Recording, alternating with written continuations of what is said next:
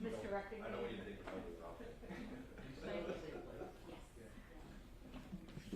What's happening to the left? They're coming in. Oh. Slide, baby, slide. To the nib. I really shouldn't have done that. I would like to point out that the people in these photographs are the same ones we saw when we were down here. like a week ago. Yes, I remember that guy. I think I saw their interviews on my phone.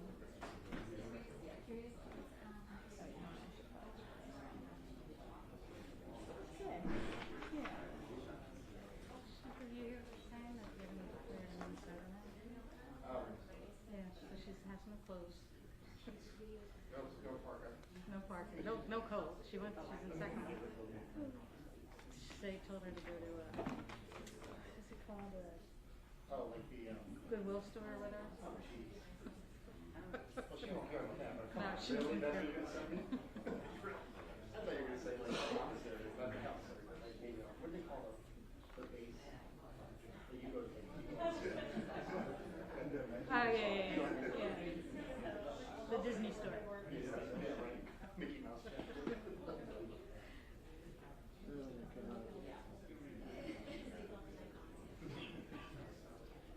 So wait, but it hasn't been on this. We were down in Chester. Yeah, so we did too. We went down to FBI headquarters, sat down there for a while. Right. Yeah. Hi. I know. I tried to jump in your truck again. No. That was funny.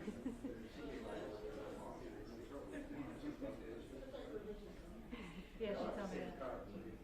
Mine's cleaner. Well, you should have just gotten in. I wouldn't show you down there. He did park really far away. That's because he says yes to everything too. I know. He was in the tunnel, right? Yeah. It was actually, we did a little live shot there, and I actually, yeah, it was like a little pocket. You don't get, Where were you yeah. At CJC. CJC, yeah. Mark, where was our live from? Or FBI? Andy said she wants to go live. That's where I'm going, because there's a bathroom, there's a Wawa. Have you used this bathroom? Because I have used this bathroom. It depends. Describe it to him. It depends. It depends on whatever person walked off the street. Now maybe they cleaned it up because the director of the FBI is here. However, if it's a normal day, it's whoever walks in off the street that's last in it. So just, gives you a vision. Potential. You don't do portals. What? You refuse portals? Yeah, oh yeah, no. Do it? I once was covering a wildfire. That's pretty late. It's fresh. And waited 14 hours. Not to use one. But they didn't have portals? No, they didn't. I couldn't. Yeah. My personal best was right. What? That was at the Porta duck. potty. Was it duck? No, it was the pier collapse. Andy, They if were you only rough. knew. They were rough. Like rough. Although remember when we used to sponsor the Broad Street Run, we had our own dedicated 6ABC porta potty by the race start. Those were the days. Those were the days. Did you use that one? That's when things are good. That's what we need, like a little trailer with a foot net on The the good back. old days when we had our own You were good for that when you had your own, right? Yeah. It said Annie on it. Yeah. It was like basically there was only 3 other people that were, Annie's office. and I knew all of them. Would you call it Annie's office? Put a leg. Put a leg.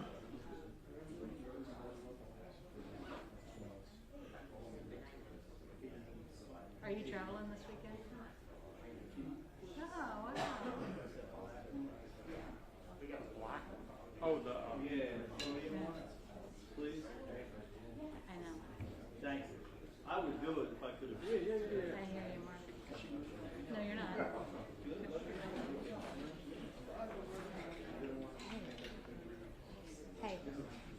No, no.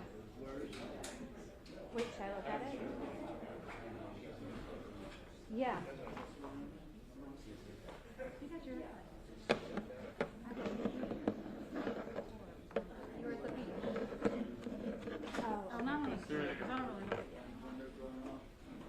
yeah. Okay, I'm gonna go.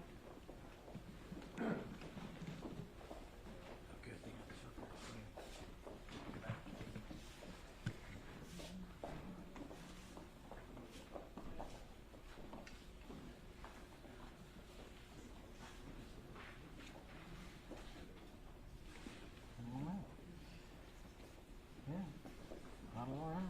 Let's do it. You guys did all the work. Huddle around. All right. Good afternoon, everybody. It's an honor to be here in North Philadelphia today. What you see amassed in front of you is what happens when you let good cops be cops, when you let interagency, state and local police work together to rid our cities of the harmful plague of drug trafficking organizations and gang violence. And there's an important distinction to be made. Yesterday I was in the White House with the President for the Homeland Security Task Force. And while that lift is being done at the international level to wipe out drug trafficking organizations and gang violence, our urban cities from Los Angeles to Philadelphia, New York, and everywhere in between are being plagued by localized street gangs and gang violence and drug trafficking organizations. Once the drugs and guns come in, they need an outfit to deliver them to our communities. And we needed to attack those outfits.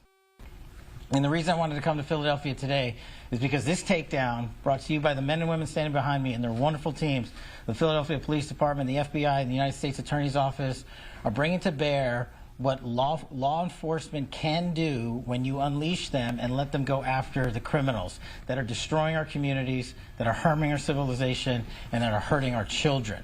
This Weymouth Street Gang is not just one instance of removing a couple of people. It is an example of how you remove an entire organization that is corrupting not just the city of Philadelphia, but the state of Pennsylvania as well.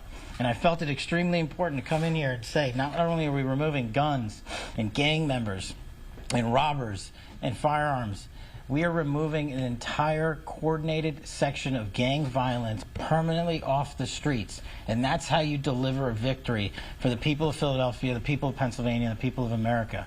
I'm so proud and humbled to be joined here today by these wonderful representatives from the police force, from the FBI, and a shout out to the Department of Justice and our United States Attorney Metcalf here.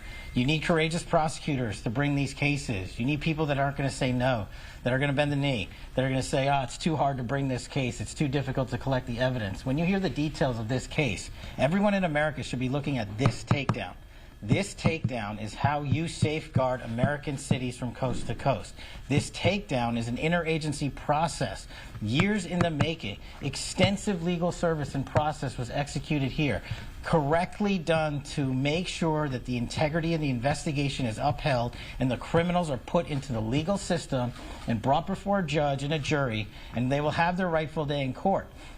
But the overarching importance of this case and this takedown is this is exactly how you safeguard American lives.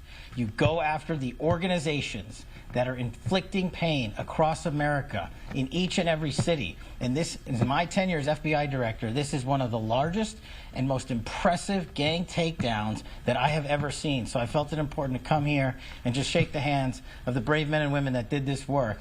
I did not have much of a role in this operation. The FBI brought in an incredible amount of assets to include HRT and SWAT teams, tactical teams to hit houses at the same time. The level of coordination that goes into just the takedown is a small reflection of the level of coordination and planning that goes into making a case like this happen.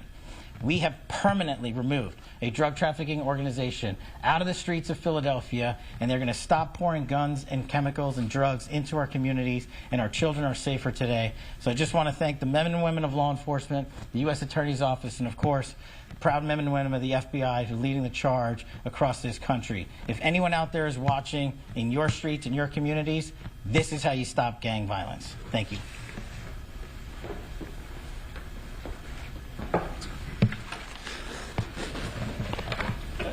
Thank you, Director. It's an honor to have you here today.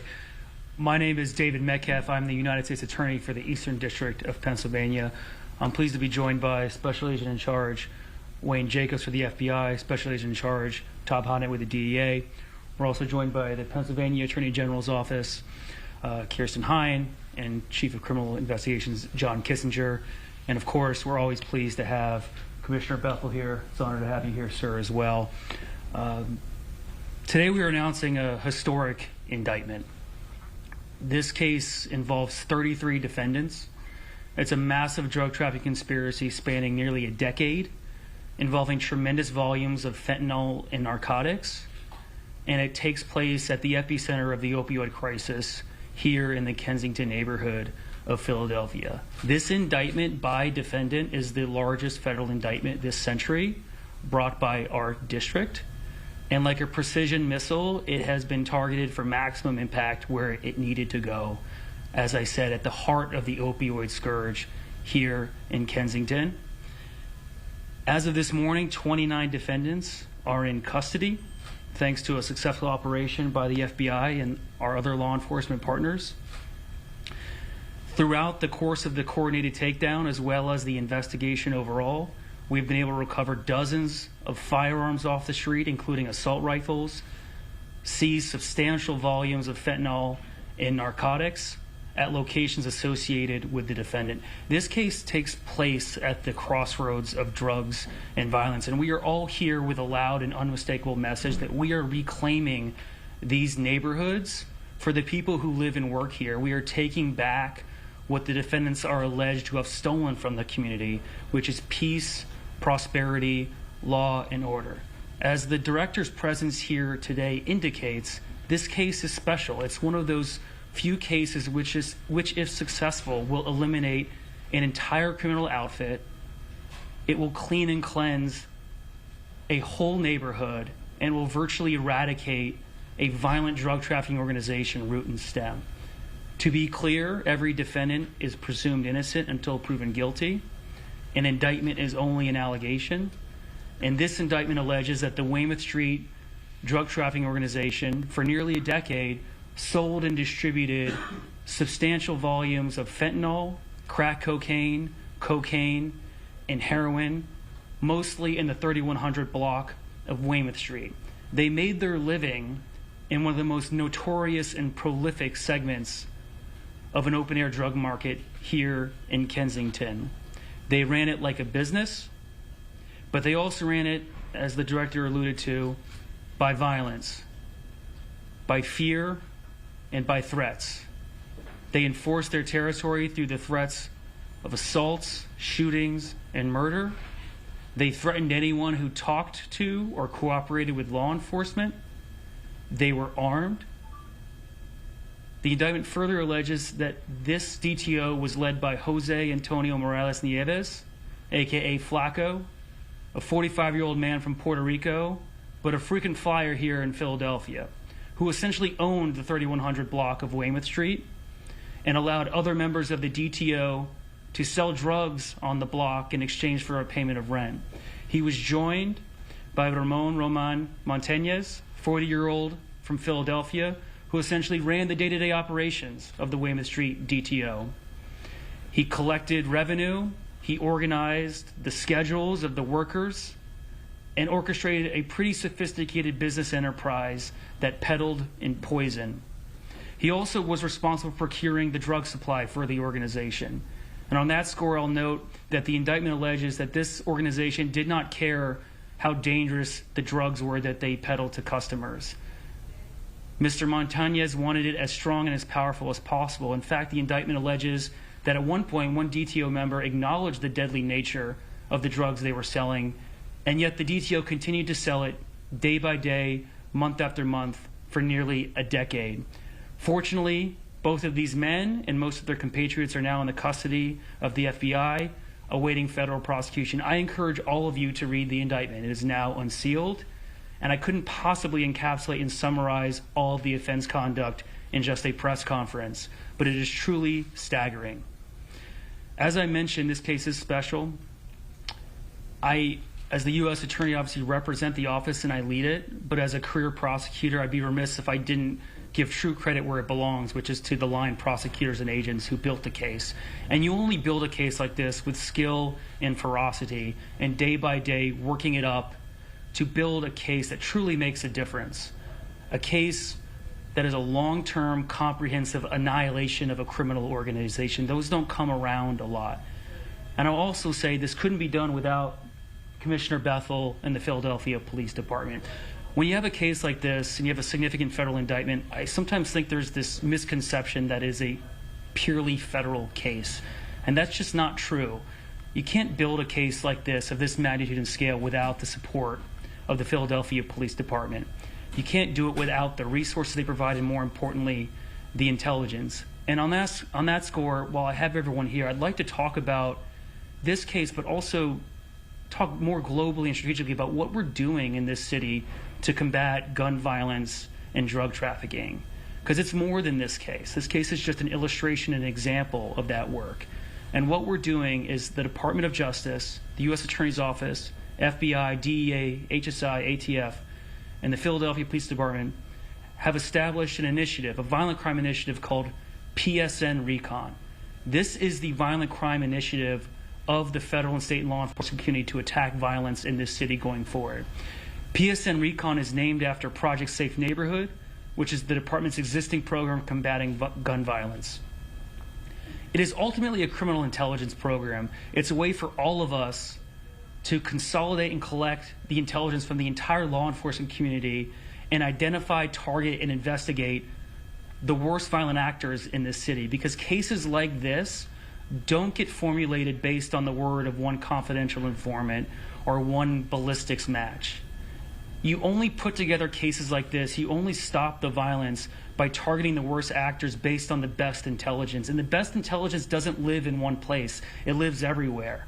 And so Commissioner Bethel, myself, and our federal agency partners are now meeting every month to diagnose block by block, district by district, gang by gang, who is driving the violence in this city. You'll hear more details about PSN Recon in future dates, but this case is a good illustration of what this program is about. And at this point, I'll turn it over to Special Agent in Charge, Wayne Jacobs, for the FBI to talk.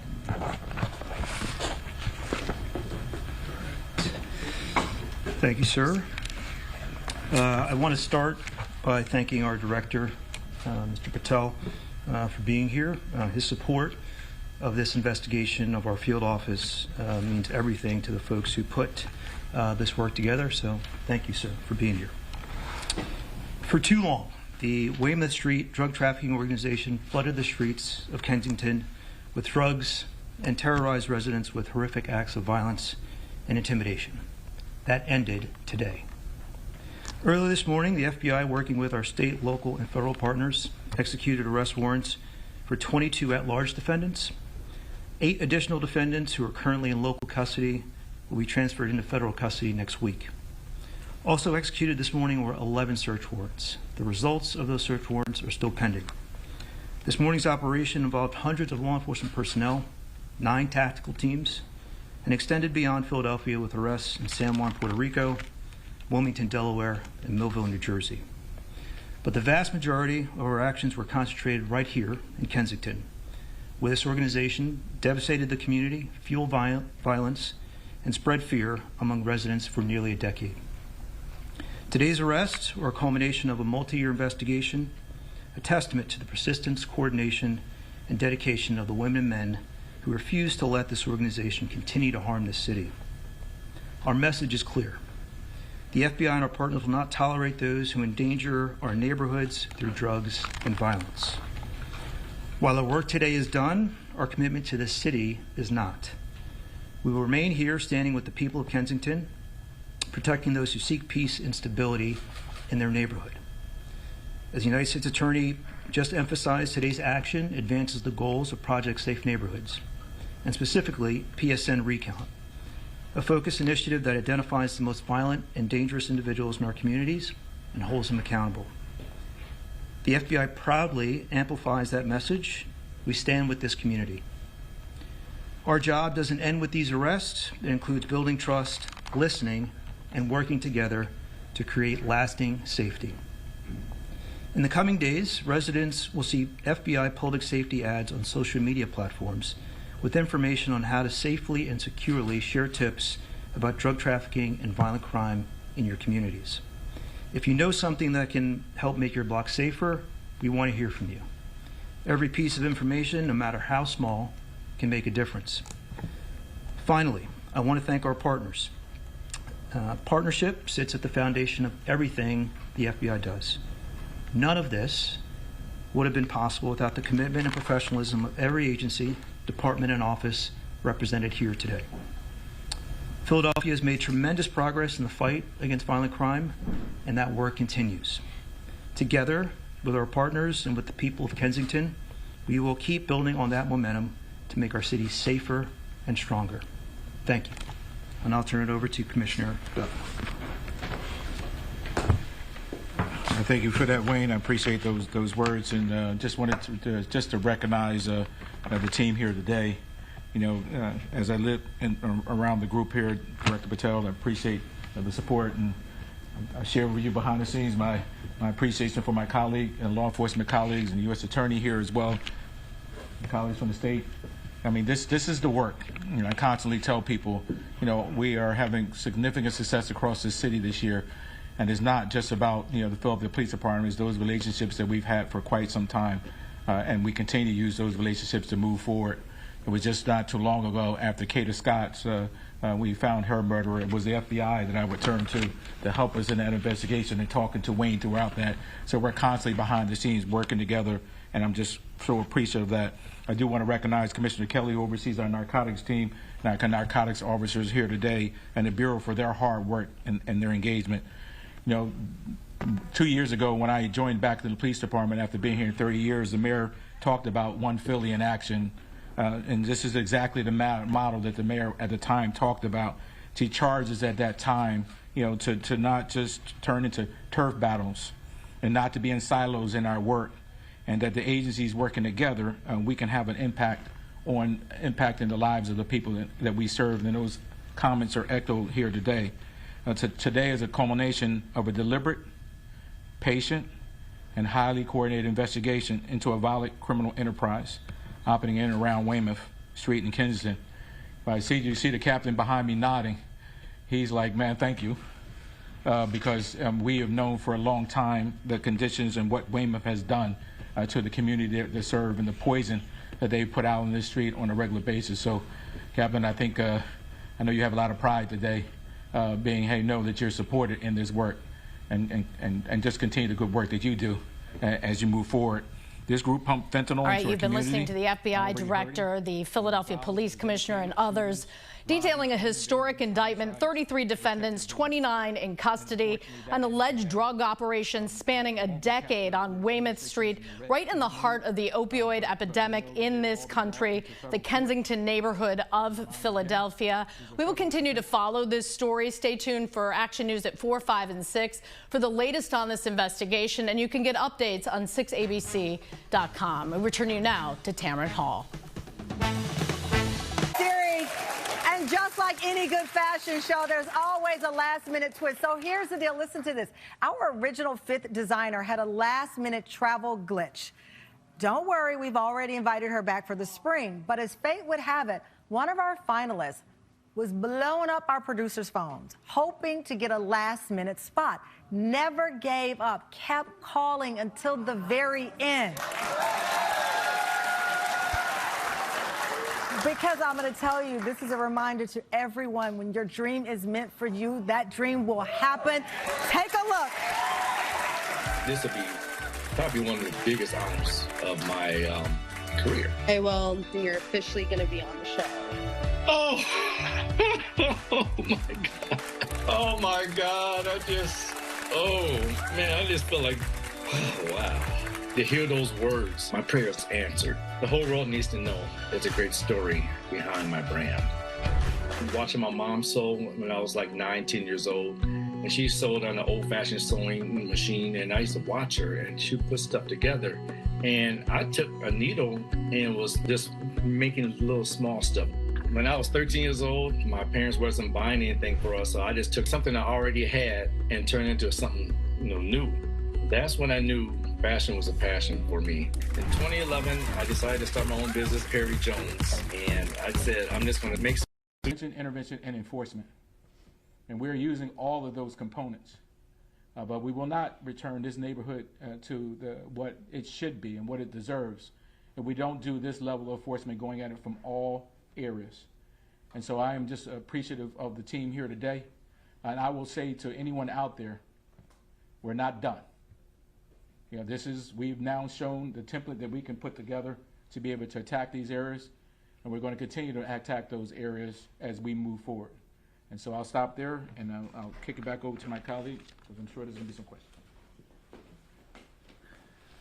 Thank you, Commissioner Bethel. So, as Commissioner Bethel stated, this is the start of a reckoning for criminals in this city who think that narcotics are a source of power and money rather than a road to federal prison. And for the criminals that remain out there in the city, for the drug dealers that remain out in the city, you will see our faces again. The next indictment has a space with your name on it. Director Patel, I hope you plan to make more trips to Philadelphia, because as the commissioner said, we are just getting started here. On the subject of Kensington, I'll say, as the commissioner noted, its residents deserve safety. And on the subject of prevention or intervention or enforcement, I think we've shown today what we're going to do from an enforcement perspective. I frequently get asked, what are you going to do about Kensington? And today shows what we're going to do. We're going to eliminate and eradicate entire drug trafficking networks. We're going to clean out whole neighborhoods. And we're going to return these neighborhoods to its residents. The blocks belong to the residents, not the drug dealers. And we are just getting started. I'm happy to take a few questions about this case and PSN Recon. Yes? Could you clarify a little bit about the pictures we're seeing here? Sure. From videos, what can you tell us? Yeah, so the picture on the left represents 3100 Weymouth Street. This is the center of the drug trafficking activity, and those are the customers lining up to purchase narcotics from this drug trafficking organization. And the other pictures represent various members of the DTO flaunting and broadcasting what they use as the instruments to control their territory and effectuate the organization, which is firearms and violence. Yes, sir. A couple that may be covered in the indictment. I apologize for not having read all 170 pages. You can read it? I tried. I couldn't read it fast enough. First, just when did this investigation start? I know it was said multi-year, but can you... The allegations date back to 2016. The investigation is going on for several years.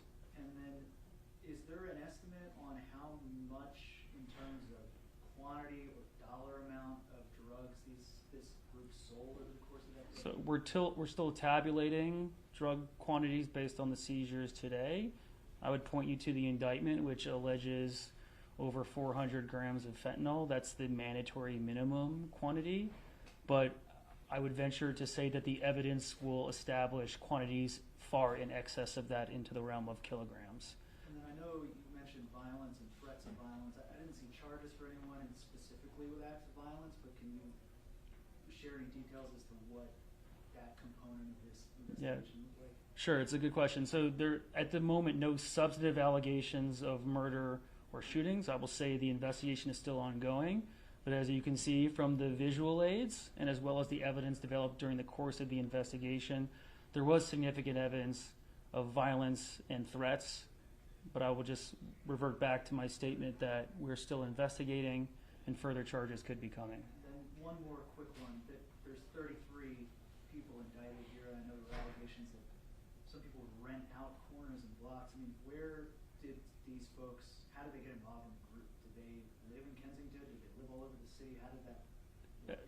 That's a complicated question, and it's going to vary by the defendant. Not everyone lives on that particular block. You can think of it as a business location. Yes, sir. To bounce off of that, you said there were also arrests in Wilmington, Delaware, and in South Jersey. Do we believe that there was activity as well in those communities beyond Weymouth Street? Did I say that? You said that. You might want to ask Special Agent in charge, Jacobs, that question. Do you mind answering that? Yeah, I mean, as the U.S. Attorney mentioned, not everyone lives on the block. Folks reside in other locales. Delaware, Jersey were just two of them. besides them living there, do we believe that this activity was also happening in those communities? I don't think that's referenced in the indictment. I think it was just an address where they were arrested. Okay, thank you. Yes. And you referenced two people that sounded like they were the leaders. I know it's in the indictment, but just your description of how they operated. Was it like there were two bosses and there were lieutenants and there were soldiers? How would you describe it being structured? Yes, I mean, I think it's structured characteristic of many of these street level drug trafficking organizations with owners and operators and then lower level managers and then people who handle the day-to-day sales. As I mentioned, and you'll see in the indictment, they had a pretty sophisticated sort of business enterprise here, organizing shifts, who's going to work here, when. But yeah, that would be managed by a vertically integrated leadership structure that you would see endemic to most drug trafficking organizations. And some people might ask, wow, that's a long time to know about this, operation on their end, operating here. What was the change? What made it so that you said that, hey, we're going to have an operation now, we're going to focus on this? Or is this something that's just been ongoing? I guess what was the catalyst to come to today? It's always a balance between. So are you asking what was the genesis of the investigation? I guess I'm asking why now, if you've known about it since 2016. We have to build a case, right? And that takes time. As I mentioned, it takes a very diligent amount of effort by both the prosecutors and the agents to accumulate the evidence to put together a case like this. And our goal strategically is to eliminate the organization by putting together the best charges that we can, and that takes time. These are the type of cases we want to do. We could obviously just prosecute individual seizures of guns and drugs, but the organizational prosecutions, in my experience as a career prosecutor, that's what's going to make the difference in the community. This neighborhood will be a lot safer than it would be if we didn't take our time to do that. Yes? I'm sorry. Did you think you dismantled the whole operation? Yes. You keep referring to them as the Wayman Street Drug Trafficking Organization. Is that the name of their gang? Yes. Okay. Just clarify. One more. Can we just go through the numbers again? I just want to make sure I have it right. 33 defendants total. 29 were arrested this morning. 29 are in custody. There were 22 arrested this morning. And eight others were transferred to federal custody. That'll be coming next week. Coming next week. Yeah. How many firearms They, were taken? I said one more. You sneaking one in. Go ahead. How many firearms were taken off the street today? I don't have the exact tally on that. As I said, they're still accumulating the evidence. So thank you all for your time. Appreciate it.